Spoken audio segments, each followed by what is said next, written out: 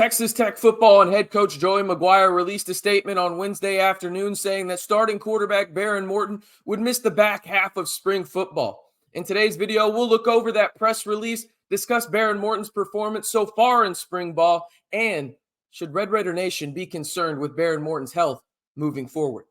Hey, how's it going, everybody? It's RC Maxfield here for the Back to 12 podcast. And if you haven't already, be sure to like the video, but also head down to the pinned comment and let me know your initial thought about seeing Behren Morton missing the rest of spring practice. Now, I get it. There's some people out there that really don't even care about spring practice. You know, it's just reps and going through the motions almost in a way for some people in the way that they think. But I want to hear from you guys in the sense of, are you in that camp? Are you concerned about Behren Morton's health? Let me know down on the pinned comment down below.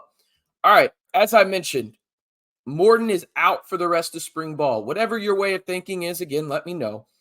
But let's look at the statement from head coach Joey McGuire that they released over on Texas Tech football's Twitter, as well as the website. You can see it on your screen right now. He goes on to say, first and foremost, if we were to play a game today, Behren Morton would be our starting quarterback. This decision was made in the best interest of Behren's health going into next season. Behren will resume full football activities later this summer.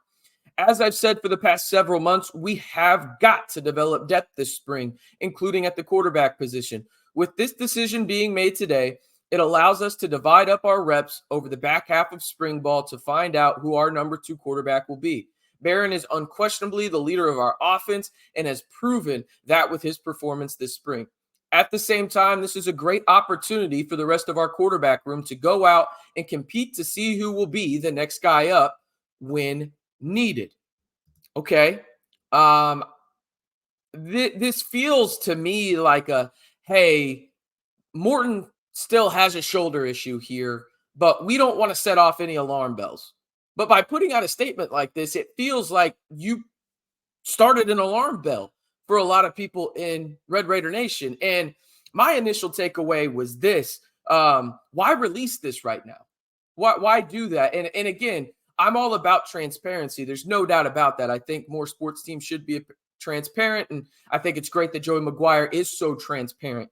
That being said, it feels like that, especially over the past few years, you think about it. There's been one quarterback since Patrick Mahomes has left campus that has started an entire season for the Red Raiders.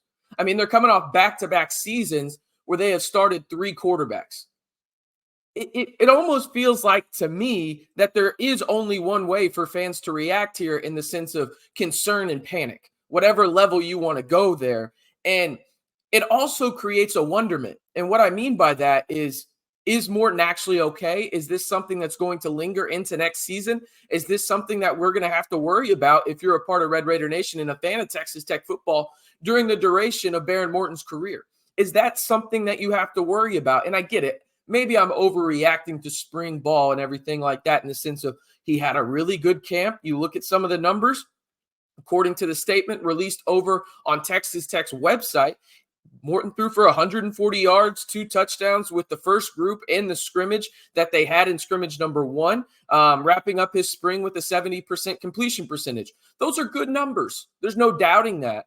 But I think from just this statement being released, I think the natural reaction for fans is to question things, have concern. Some will panic, right, in the sense of Behren Morton's health, because, again, it's almost one of those deals where you have to think about it from a fan perspective in the sense of what has gone on over these past few years in terms of quarterback health. And now you have a guy that is the clear-cut starter for really the first time in a while for Texas Tech in the sense of he's our guy, right? There's always been that competition type aspect where it was maybe a competition, maybe it wasn't, depending on who you ask.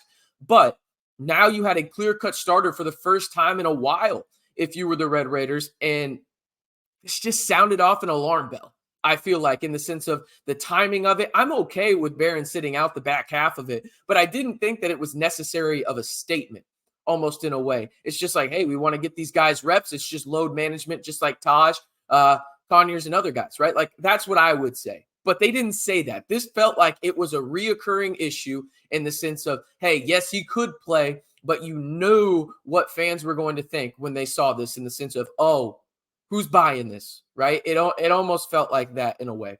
And I don't know who is buying it. I think that's open to interpretation. Now, when you look at the quarterback depth chart as it stands right now, we got it at the bottom of your screen. And again, this is in no order, by the way. Just kind of some thoughts that I've heard from people with boots on the ground that have communicated to me what they've seen in terms of the quarterback position. You've got Cameron Brown, the preferred walk-on. He's athletic as hell. Let's just say that. You got Jake Strong, who didn't get a fair shake last year. I mean, I know a lot of people will remember that BYU game. That's a tough environment to play in your first game as a collegiate starting quarterback as a freshman, as a true freshman at that. And then you've got the ever hyped up Will Hammond, and rightfully so. He's made some absolute dime throws from what people have told me, and you've seen some of it over on the Texas Tech Twitter as well. According to Texas Tech Athletics, Texas Tech will utilize the remainder of spring practices to identify its backup quarterback from the trio that is listed at the bottom of your screen right there. This is what I will say. I have heard a ton of buzz about Cameron Brown in terms of they knew he was athletic. They didn't realize he was this good of a passer, though. He's really lit it up in terms of passing. There's been some mistakes. Who hasn't had some mistakes? But in terms of his progress as a passer, I think he's further developed than some people even that recruited him thought. So that's really good to hear. And he's uber athletic. I think that you could see a potential Donovan Smith type package for Brown this year because they're going to want to utilize his athleticism as much as they possibly can in certain packages. Now, when it comes to Hammond and Strong, they have flashed as well. You've seen some of the plays that Will Hammond has made with his legs, as well as some of those throws, specifically one that they put on social media not too long ago to Coy Aiken, where Coy Aiken just absolutely mossed a Texas Tech defender. Now, those two guys feel like they're going to really be the prime position to be the backup guys. I would say Strong probably has the inside edge just from a seniority standpoint in the sense of he's a sophomore. He's been in this offense for a year more than Will Hammond. That truly being said, though, I think when it's all said and done, this is going to have to go in to fall camp. I don't think you're going to have a clear-cut backup going into fall camp at all. I think you're going to see more reps there, and you're going to see some development over the summertime, and all three of these guys have a legit chance at being QB2. But again, Cameron Brown is the guy that has really stood out in camp in the sense that I think there will be a package or two for him in this Texas Tech offense going into next season, similar to something what we saw with Donovan Smith. I don't think they're going to use him as much, but they are really high on his athleticism, and he is a guy that really runs in that 4.4 range, and they're going to want to capitalize off his athleticism and throw a different look at opposing defenses. Now, again, Will Hammond, Jake Strong, they're more the traditional quarterbacks in the sense of they got a little bit of athleticism, but nowhere near what Cameron Brown has. But I do think that those three guys are firmly in the mix, and you won't know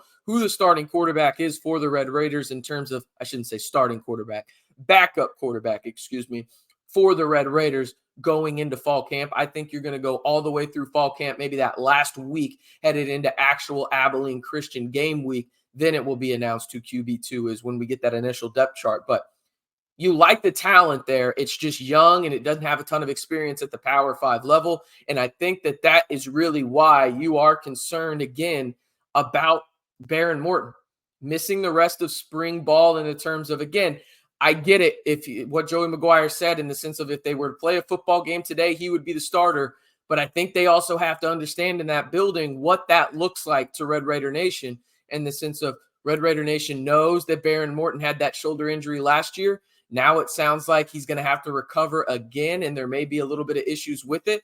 You have to be understanding in the sense of the way of thinking of the fans in the sense of concern, panic, wonderment. I mean, there's totally 5 or 6 words you could use in the way that fans could react to this. But I want to hear how you initially reacted when you heard that Behren Morton will miss the back half of spring ball. Did it matter to you at all? Do you even care about what's going on in spring ball? Let me know down in the pinned comment below. And if you want to join the conversation even deeper, head on over to scarletandblackinsider.com, where you can join one of the fastest growing Texas Tech communities on the internet. We're not just keeping you up to date on everything Texas Tech men's basketball in the portal. And trust me, that news is heating up as well, but also on the gridiron. So go join the scarletandblackinsider.com to join, again, one of the fastest growing communities in the Texas Tech space. And if you haven't already here on the video, be sure to hit that like button, subscribe, and turn on that notification bell to join the largest group of Texas Tech fans on YouTube right here on the Back to 12 podcast channel.